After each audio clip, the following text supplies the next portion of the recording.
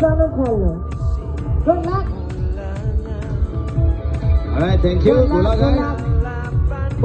Assalamualaikum, boh. Okey, Kak. Ya. Hari ni Petronas Letuang Kawi peringkat ke-5. 5 dah. Dah, sudah tak reda. Ya. Sampai 5 dah. Hari ni Betul. kita dekat Temerloh. Hari Yap. ni stage dari Temerloh ke Fraser Hill. Ya, betul. Para pelumba akan menempuhi 123 km.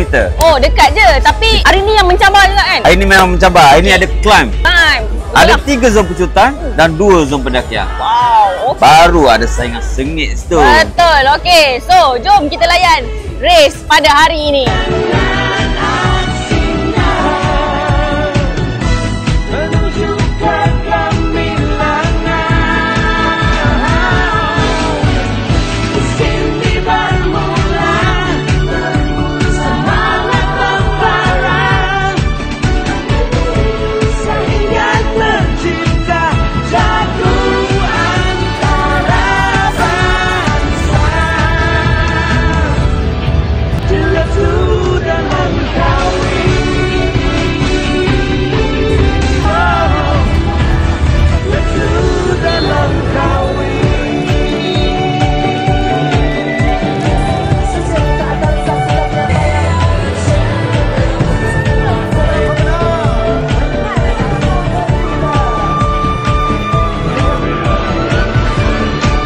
Okey, selesailah sudah peringkat yang ke-5 ini Petronas Letua Dalam Kawi daripada Temerloh ke Fraser Hill.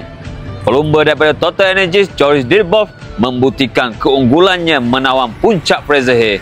Jadi, peringkat yang ke-6 daripada Shah Alam ke Poditson mungkin kembali kepada kelebihan kepada pakar-pakar pecut.